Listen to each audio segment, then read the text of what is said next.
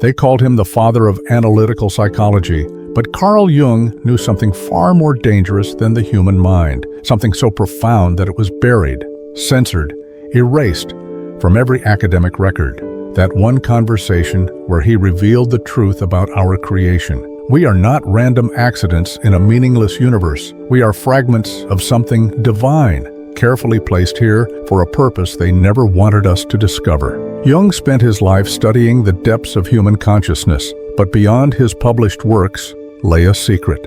A forbidden interview conducted in 1961, just months before his death, where he finally spoke the words that would shatter everything we believe about reality. His colleague sat across from him that winter evening in Zurich, recording what Jung called his final confession. Have you ever wondered why Jung's patients experienced such miraculous transformations? Why his understanding of the psyche went beyond anything science could explain? He never hid the truth from those who were ready to hear it. His knowledge came from direct contact with what he called the collective unconscious, but that was just the surface. Beneath that lay something far more extraordinary. Jung claimed that the collective unconscious was not just shared human experience. It was a direct connection to the source of all creation. Every dream, every symbol, every synchronicity was a message from the higher power that designed us. In that banned interview, he revealed that humans are not biological accidents.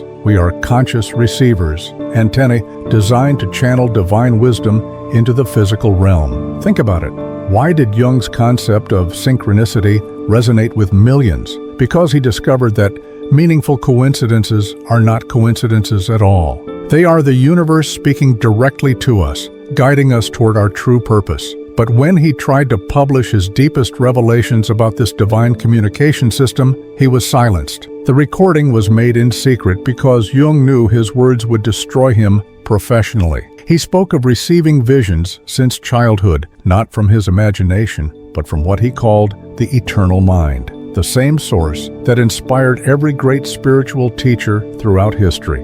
Buddha, Christ, Mohammed, they all tapped into the same cosmic consciousness that Jung spent his lifetime mapping. But here is what they never wanted you to know. Jung discovered that every human being has this same access. The dreams you dismiss, the intuitive hunches you ignore, the strange feelings that something greater is watching over you. These are not products of your brain chemistry. They are communications from your higher self, the divine fragment that exists within you. In that forbidden conversation, Jung revealed something that would terrify any government, any institution that depends on controlling people. He said that humans are not meant to be followers. We are meant to be co-creators with the divine source. Each person carries within them a spark of the same creative power that brought the universe into existence. Why do you think his ideas about individuation were so revolutionary? Because he was not just talking about psychological development. He was describing the process by which a human being awakens to their true nature as a divine being temporarily inhabiting a physical form. The goal is not just mental health. The goal is godhood. They say Jung's health declined rapidly after that interview. He barely spoke to anyone, spent his days staring out at Lake Zurich as if waiting for something. His family thought he was losing his mind, but those close to him knew better. He was preparing for the transition, returning to the source he had spent his entire life studying. But the most dangerous part of Jung's revelation was not about individual awakening. It was about collective transformation. He predicted that humanity was approaching what he called the Age of Aquarius, a time when the veil between the physical and spiritual realms would become so thin that everyone would begin to experience direct contact with the divine. Jung claimed he could see this future. Millions of people around the world would simultaneously awaken to their true nature. They would stop believing in external authorities and start trusting the divine wisdom within. Governments would collapse. Religions would become obsolete because people would have direct access to the source of all truth. Imagine living in a world where every person knew they were immortal divine beings, temporarily experiencing human life, where death held no fear because everyone understood it was simply a transition back to pure consciousness, where poverty and suffering were seen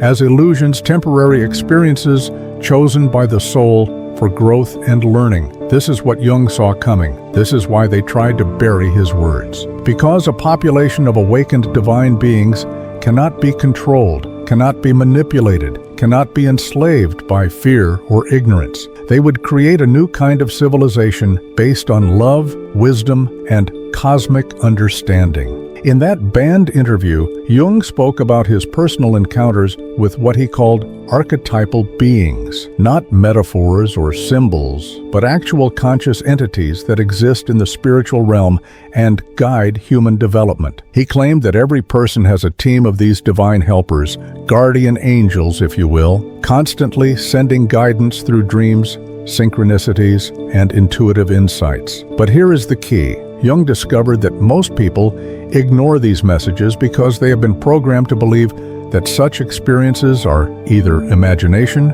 or mental illness. The educational system, medical establishment, even organized religion all work together to disconnect people from their divine source. Why? Because awakened humans are impossible to control. Jung's research into alchemy was not just academic interest. He understood that the ancient alchemists were not trying to turn lead into gold. They were documenting the process by which human consciousness transforms into divine awareness. The philosopher's stone was never a physical object. It was the awakened human soul. Think about your own life. How many times have you had a gut feeling that turned out to be exactly right? How many times have you dreamed something that later happened? How many times have you thought of someone just before they called? Jung would say these are not coincidences. They are proof of your divine nature trying to break through the barriers of ordinary consciousness. The most explosive part of that forbidden conversation was when Jung revealed the true purpose of human suffering. He said that pain, loss, trauma, all the difficulties we experience are not punishments or random cruelties. They are carefully designed challenges meant to crack open the ego and allow the divine self to emerge. Every person who has experienced a dark night of the soul, who has been broken down by life until they had nothing left but surrender, has touched the edge of this transformation. Jung called it the wounded healer archetype. You cannot help others awaken until you have been shattered and rebuilt by the divine source within you. This is why his approach to therapy was so different from Freud's. Jung was not just trying to fix psychological problems. He was midwifing spiritual rebirth. His patients did not just get better, they became completely different people, awakened to their true divine nature and life purpose. But Jung warned that this awakening is not always pleasant. When you begin to see through the illusions of ordinary reality, when you start to perceive the divine intelligence behind everything that happens, it can be overwhelming. Some people cannot handle the responsibility that comes with knowing they are eternal spiritual beings. He spoke of what he called the inflation of the ego. When someone realizes their divine nature but tries to claim it for their personal self, rather than understanding they are simply a vessel for something infinitely greater. This is the trap that destroys many people who touch spiritual truth without proper understanding. Jung's solution was what he called active imagination, a practice of consciously dialoguing with the divine intelligence within. Not prayer, which assumes separation between you and God, but direct conversation with your higher self, the eternal aspect of your being that knows why you chose this life and what you came here to accomplish. In his final years, Jung practiced this daily. He would sit by the lake and engage in deep conversations with what he called his inner wise man. The insights he received were so profound that he filled journals with teachings that were never meant to be published, knowledge too dangerous for a world not ready to accept its divine nature. The recording of that banned interview supposedly contained Jung's instructions for humanity's next evolutionary step. He outlined specific practices for awakening the divine self, methods for interpreting the symbolic language of the unconscious, and techniques for establishing conscious contact with the spiritual realm. But more than that, he revealed the cosmic timeline. Jung claimed to have seen the exact moment when human consciousness would make its great leap into divine awareness, a time of great upheaval when all the old systems would collapse and a new golden age would begin. An age where humans would live as conscious gods on Earth. They say the interview was buried because it contained specific dates, names, and events that proved Jung's prophetic abilities were not psychological theories but genuine divine revelation. Information that would have validated everything he taught about the reality of spiritual dimensions and humanity's true destiny. Why do you think depth psychology has been marginalized in favor of biological psychiatry? Why are Jung's most profound insights about the spiritual nature of the psyche ignored in modern universities? Because they lead to conclusions that threaten the entire structure of materialist society. A person who knows they are an immortal divine being does not fear death, does not crave material possessions, does not need external validation or approval, does not submit to authorities who claim to know better. Such a person is awake, alive, and completely free. This is what Jung called individuation. This is what they fear most. But Jung also warned that this awakening cannot be forced or rushed. It comes when the soul is ready, usually through crisis, loss, or profound spiritual experience. The dark night of the soul that breaks down all your certainties and leaves you open to the divine light that has always been waiting within you. Look at your own life honestly. Are you living as the divine being you truly are? Or are you sleepwalking through someone else's dream of what your life should be? Are you following your genuine calling, or are you trapped in patterns that keep you disconnected from your spiritual source? Jung said that every person has a unique purpose, a specific way they are meant to express the divine nature through human experience. Some are meant to be healers, others teachers, artists, leaders, or servants. But all paths lead to the same destination, conscious reunion with the creative source. The symptoms of awakening are always the same.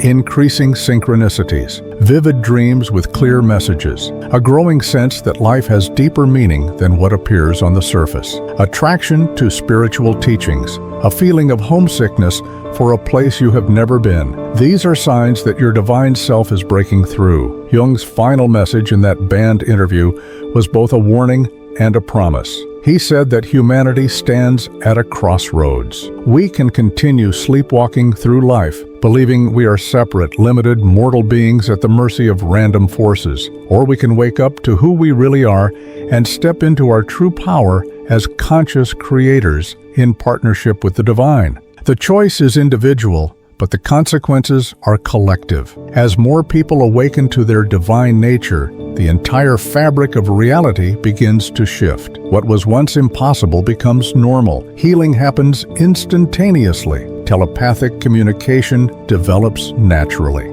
The boundaries between self and other dissolve into unity consciousness. This is not fantasy. This is the next stage of human evolution, and Jung saw it coming decades ago. The only question is whether you are ready to remember who you really are. Whether you are brave enough to step out of the prison of ordinary consciousness and into the limitless freedom of your divine inheritance. They buried Jung's final revelation because it contained the key to human liberation. But truth cannot be destroyed, only hidden. And now, in these times of unprecedented global awakening, his words are surfacing again, reaching those who are ready to hear them. Every time someone has a spiritual awakening, every time someone realizes they are more than their physical body and conditioned mind, Jung's prophecy comes closer to fulfillment. The age of unconscious humanity is ending. The age of divine consciousness is beginning. Are you ready to be part of this transformation? Are you ready to discover that everything you thought you knew about yourself was just the surface layer of an infinite spiritual being temporarily having a human experience? Are you ready to wake up from the dream of separation and remember your true identity as a divine creator? Jung's banned interview was not just forbidden knowledge. It was a roadmap to the future of human consciousness, a future where every person lives as an awakened God, where love replaces fear, where wisdom replaces ignorance, where unity replaces separation. The time has come to remember who you really are. The divine source that created you is calling you home, not to some distant heaven, but to the kingdom of consciousness that exists right here, right now, within you. Jung showed us the way. The only question is whether you will follow it. This is your invitation to awakening. This is your call to remember. You are not an accident. You are not limited. You are not separate from the source of all creation. You are that source, experiencing itself through the beautiful temporary form you call your life. Wake up. Remember, the divine being you have always been is waiting.